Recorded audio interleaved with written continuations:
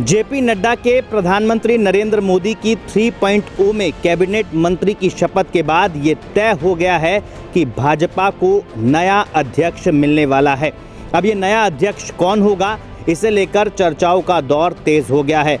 जयपुर से लेकर दिल्ली तक और देश के अलग अलग राज्यों में भाजपा के गलियारों में अलग अलग नामों की चर्चाएं जोरों पर है, कयासबाजियां चल रही है।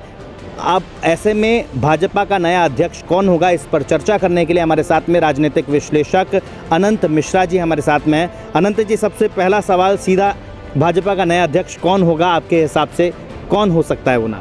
देखिए, बहुत सी अटकलें हैं। जब चुनाव हुए थे सबको पता था कि जेपी नड्डा का कार्यकाल 30 जून को ख़त्म हो रहा है, और जब चुनाव लोकसभा के चल रहे थे, नतीजे आए थे, उससे पहले भी और नतीजों के बाद भी शिवराज सिंह चौहान का कई नाम चले कि जो संगठन में जिनको अनुभव है, जिनके पास, शायद उनको नरेंद्र मोदी और भाजपा आलाकमान बनाए।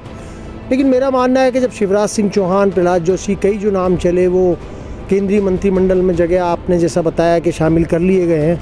जेपी नड्डा मोदी के पहले मंत्रिमंडल में मिनिस्ट्री में शामिल थे, स्वास्थ्य मंत्री थे। दूसरी मिनिस्ट्री में उनको अध्यक्ष बना दिया गया 30 कार्यकाल में। अब तीसरा कार्यकाल है उनके जाने के बाद, ये अटकलें लगना स्वाभाविक है, क्योंकि सत्तारूढ़ पार्टी है, उसका राष्ट्रीय अध्यक्ष कौन होगा। जो नीतिगत फैसले होते हैं, संगठन के फैसले होते हैं, उसमें अध्यक्ष की भूमिका बहुत ज़्यादा होती है। ये जो शिवराज सिंह के नाम हटने के बाद कई नाम अटकलों में हैं, चर्चाओं में हैं, भाजपा के लोग भी बताते हैं। अनुराग ठाकुर भी हैं जो सूचना और प्रसारण मंत्री रहे, और एक यंग हैं, वो हिमाचल प्रदेश से 4 बार से लगातार जीते हैं। अनंत जी, ऐसे करके एक जो चर्चाएं चल रही हैं उनके ऊपर अपन कितनी वो सही है उन पर चर्चाएं कर लेते हैं, क्योंकि अनुराग ठाकुर का आपने नाम बताया। मोदी सरकार के 2 कार्यकाल, 2 जो उसमें मोदी सरकार का हिस्सा रहे हैं, इस बार उनको मंत्रिमंडल में जगह नहीं मिली है। इसके अलावा ओम माथुर का नाम भी चल रहा है। महाराष्ट्र के डिप्टी सीएम देवेंद्र फडणवीस का भी नाम चल रहा है, विनोद तावड़े का भी नाम चल रहा है। एक एक करके इन सब के बारे में हम खुलकर चर्चा कर लेते हैं कि ये कितना इनका दावा मजबूत है। देखिए, जिनके भी नाम चल रहे हैं उनमें निश्चित रूप से कोई ना कोई खूबी होगी। संगठन लिहाज से हम देखें, अनुराग ठाकुर भारतीय जनता मोर्चे के राष्ट्रीय अध्यक्ष पहले रह चुके हैं, संगठन का संभालने का उनके पास अनुभव है। विनोद तावड़े हैं महाराष्ट्र के, जो कि अभी केंद्रीय महामंत्री हैं पार्टी के अंदर। और आपको ध्यान हो कि 4 महीने बाद महाराष्ट्र में चुनाव होने वाले हैं। भारतीय जनता पार्टी वहाँ काफ़ी जो उम्मीदें थी उसकी अपेक्षा उससे काफ़ी कम परफॉर्मेंस रहा है, 23 से 9 सीटों पर आ गई है। तो विनोद तावड़े भी हैं। आपने जैसा देवेंद्र फडणवीस का नाम लिया, देवेंद्र फडणवीस ने कहा कि मैं हार की जिम्मेदारी लेता हूं और मुख्यमंत्री पद से छोड़ना चाहता हूं। अगर वो छोड़ते हैं तो संगठन में आ सकते हैं। उसके बाद सुनील बंसल जो राजस्थान के हैं, संगठन का अनुभव है, उत्तर प्रदेश जैसे बड़े राष्ट्र के वो राज्य के प्रभारी महासचिव रह चुके, और संगठन की उनको संघ का भी विश्वास हासिल है। ओम माथुर का आपने नाम लिया, लेकिन मेरा मानना है कि प्रधानमंत्री के मंत्रिमंडल में कौन शामिल हो, इसका फैसला नरेंद्र मोदी लेते हैं निश्चित रूप से। लेकिन राष्ट्रीय अध्यक्ष संगठन का कौन बने, इसमें राष्ट्रीय स्वयंसेवक संघ की भी बड़ी भूमिका होती है। जो BL संतोष भाजपा में RSS की तरफ, संघ की तरफ से आए हुए राष्ट्रीय महामंत्री संगठन है, उनकी राय को भी बहुत अहम दिया जाएगा। क्योंकि जो आपने देखा कि भारतीय जनता पार्टी जो 330-370 के दावे कर रही थी और 270 सीटों तक भी नहीं पहुंच पाई, तो एक जो वैचारिक संगठन होने के नाते RSS को लगा होगा कि कहाँ कमी रह गई।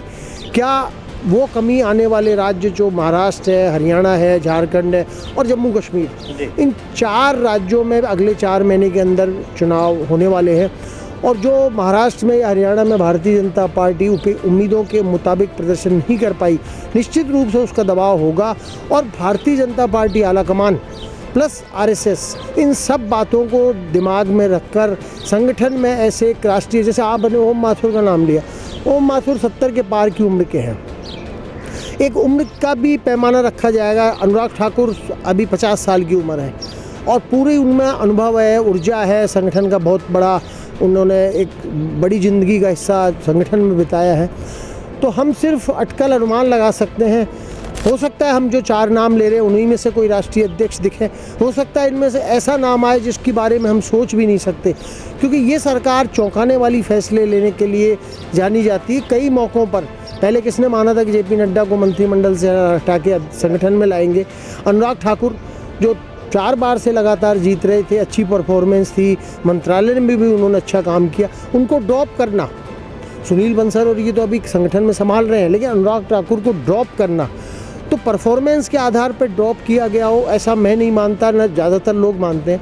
निश्चित रूप से उनके बारे में कुछ ना कुछ आला कमान को लगा होगा कि शायद उनको क्या जिम्मेदारी देनी है, तो संगठन के व्यक्ति में से कोई आएगा और संघ का उसमें बहुत बड़ा योगदान रहेगा कि कौन बने अध्यक्ष, जो उनकी वैचारिक रीति नीति को संगठन पार्टी के माध्यम से जनता तक ले जाए। जी, निश्चित तौर पर अनुराग ठाकुर का नाम लिया, अनुराग ठाकुर प्रबल दावेदार है, लेकिन जेपी नड्डा हिमाचल से आते हैं, अनुराग ठाकुर भी हिमाचल से हैं, और जिस तरह से हिमाचल में अभी सुक्खू सरकार चल रही है, आपने बताया, महाराष्ट्र का आपने जिक्र किया, महाराष्ट्र में बीजेपी का प्रदर्शन काफ़ी उम्मीदों से काफ़ी विपरीत रहा है, और महाराष्ट्र में अगले साल चुनाव भी है। ऐसे में क्या लगता है महाराष्ट्र का दावा मजबूत है, क्योंकि संघ की भूमिका उसमें सबसे ज़रूरी है और संघ मुख्यालय भी महाराष्ट्र में ही है, तो महाराष्ट्र का दावा कितना मजबूत आप मानते हैं?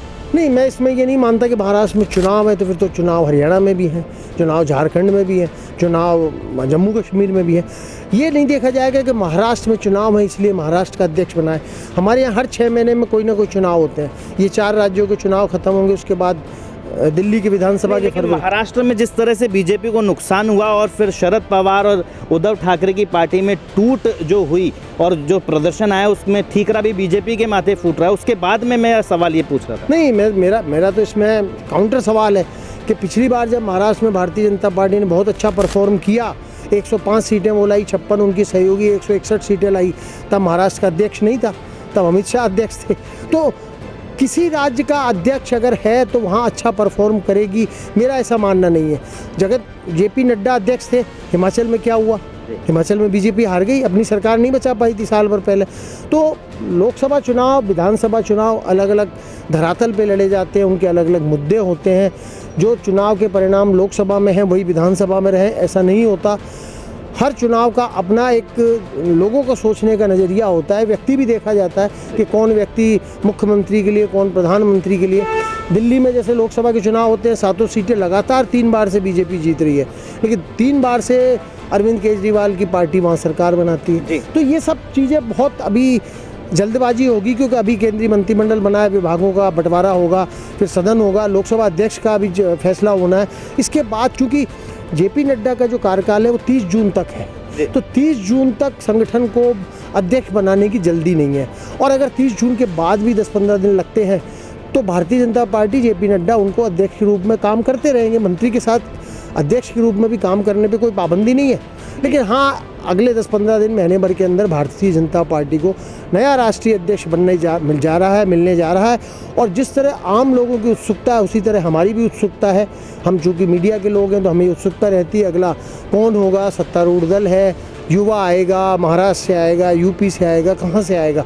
और ये जब तक अध्यक्ष नहीं मिलेगा तब तक राजनीतिक गलियारों में ये अटकलें और चर्चाएं का बाजार चलता रहेगा। निश्चित तौर पर राजनीतिक गलियारों में चर्चाओं का दौर तो चलता रहेगा, लेकिन ये तय है कि आने वाले 15 से 20 दिन में भाजपा को नया अध्यक्ष मिलेगा। तब तक कई नाम चलेंगे, कयासबाजियाँ चलेंगी, लेकिन फैसला नरेंद्र मोदी की भूमिका उसमें होगी और राष्ट्रीय स्वयंसेवक संघ की भूमिका उसमें अहम होगी। अब देखना ये होगा कि भाजपा को राष्ट्रीय अध्यक्ष नया मिलता है, वो नाम कौन होता है।